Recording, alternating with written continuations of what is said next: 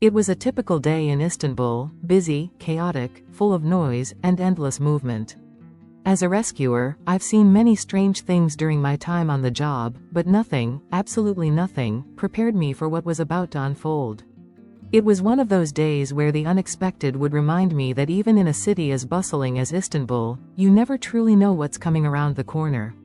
It was early afternoon, and I was finishing up some routine checks at the station. The phone rang. I picked it up casually, not knowing that the next few hours would be like nothing I had ever experienced. "Rescue team, what's the emergency?"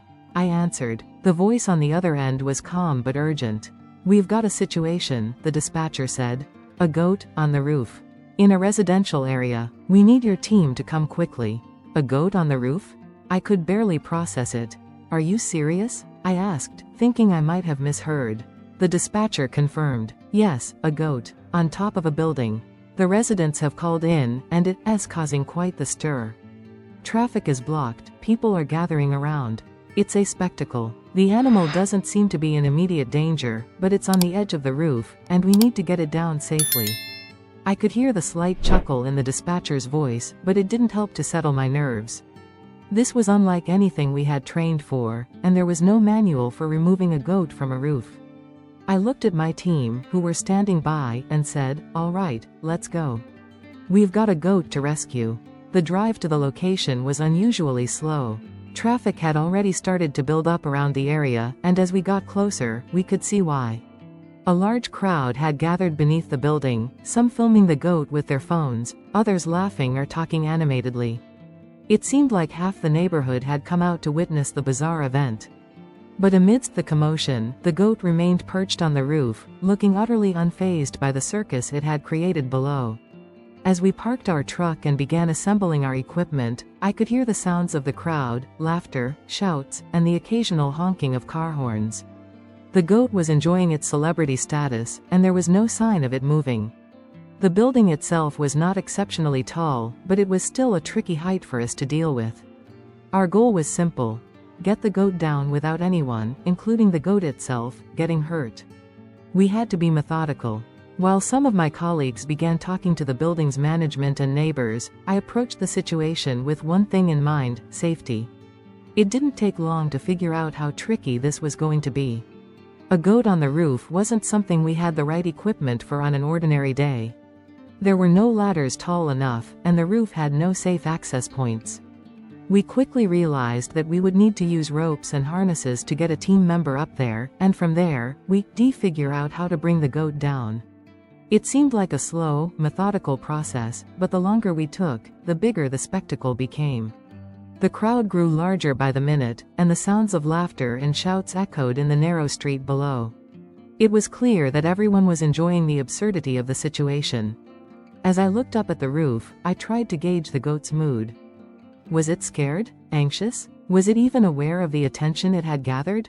From where I stood, it appeared calm, almost indifferent, as if it had decided to claim the roof as its own kingdom. The more I thought about it, the more I realized that there was no real urgency in the situation. The goat wasn't in any immediate danger, but if it moved suddenly or panicked, that could change very quickly. Our first challenge was determining how to access the roof. It wasn't an easy task. There was no simple way up, no fire escape or ladder system that we could rely on. So we resorted to what we knew best: rescue ropes, pulleys, and a harness that would allow one of us to scale the building in a controlled manner.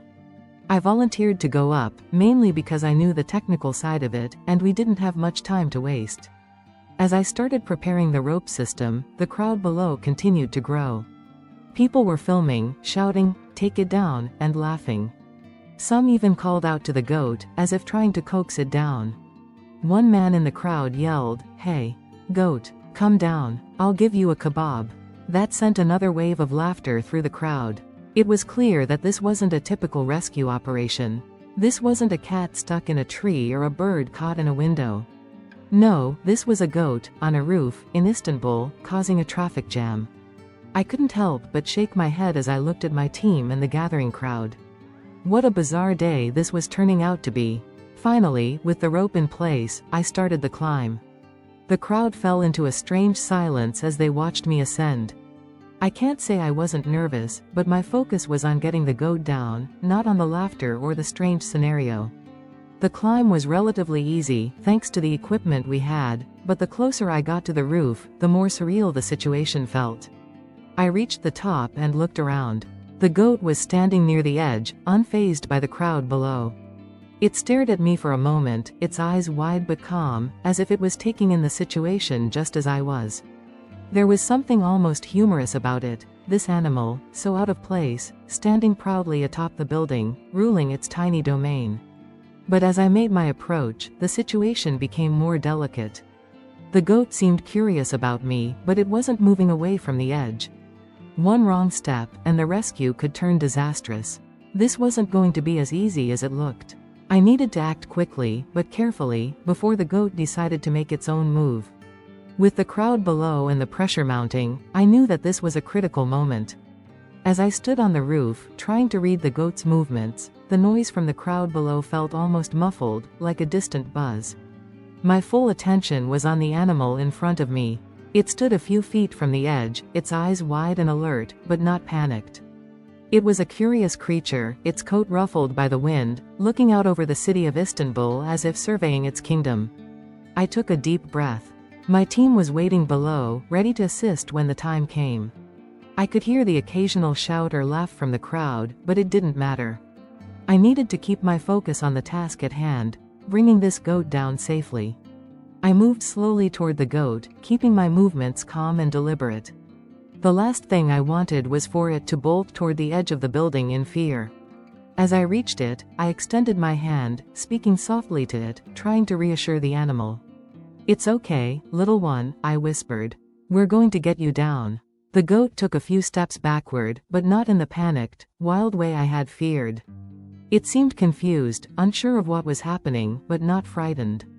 In fact, there was something almost amusing about the way it tilted its head, as if it were trying to understand what I was doing up here with it. I carefully moved closer, maintaining a steady but slow pace. The goat was still standing near the edge, but not too close. I didn't want to rush this, but there was a real tension in the air. Every movement had to be calculated. If the goat got spooked and ran in the wrong direction, it could end up making the situation even more complicated. As I finally reached the goat, I crouched down to its level, offering my hand as though trying to comfort it. It hesitated for a moment, then, seemingly to my surprise, it stepped closer to me. I could feel the adrenaline building in me. This was it.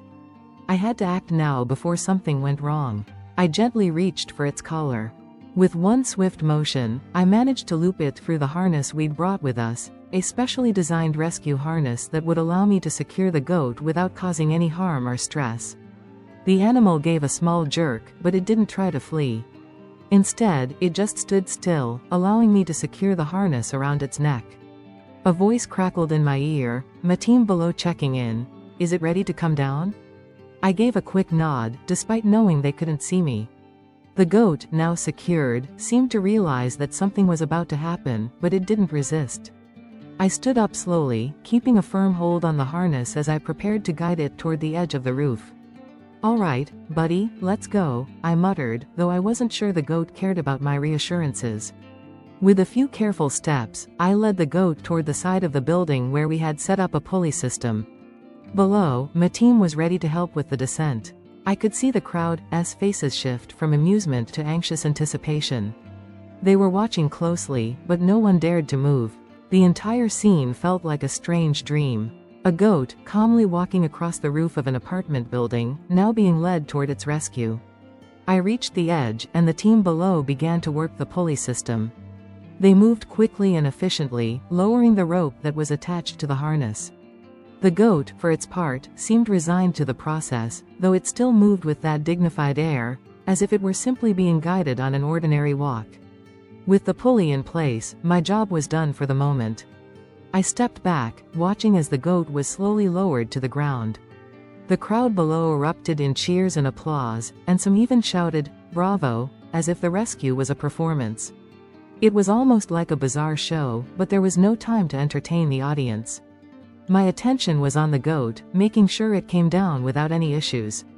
As it descended, the goat seemed to move with an unexpected grace, the harness holding it securely in place as it made its way down toward the ground. When it finally touched the pavement, the crowd reacted with a mixture of cheers and laughter, but it was a safe landing. No harm done. I quickly made my way down from the roof, my heart still racing. By the time I reached the ground, the goat was already on the sidewalk, standing proudly in front of the gathered crowd. It looked confused, but completely unharmed, as if it had been perfectly content with its rooftop adventure. The neighbors, relieved and laughing, had already begun to surround it. Someone was trying to coax it with food, others were taking pictures, and a few were even giving the goat pats and gentle strokes. The situation had resolved far more smoothly than I could have imagined, and the atmosphere, though strange, had turned into one of lighthearted joy. The traffic jam that had been caused earlier by the spectacle had finally started to clear up, though people were still hanging around, reluctant to leave the scene of the great rooftop goat rescue. As I walked back toward the truck, I felt the weight of the day start to lift. It had been a bizarre, surreal experience, but one that made me appreciate the odd and unpredictable nature of our work. Not every day in this job involves life and death situations, but each day presents something new. I couldn't help but smile, even as I thought about the events of the afternoon. The goat had taken over the roof like a tiny ruler, held the attention of an entire neighborhood, and caused a traffic jam, all without a care in the world. And in the end, we had managed to bring it down safely. The crowd, the laughter, the absurdity of it all, it would be one of those moments I'd look back on and laugh about for years to come. As the truck pulled away, I looked back one last time at the building.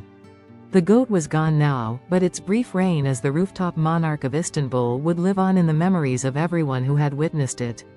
Sometimes, it's the strangest of moments that become the most unforgettable. And that was it, the story of the goat on the roof. A little rescue, a little laughter, and one very odd day in Istanbul.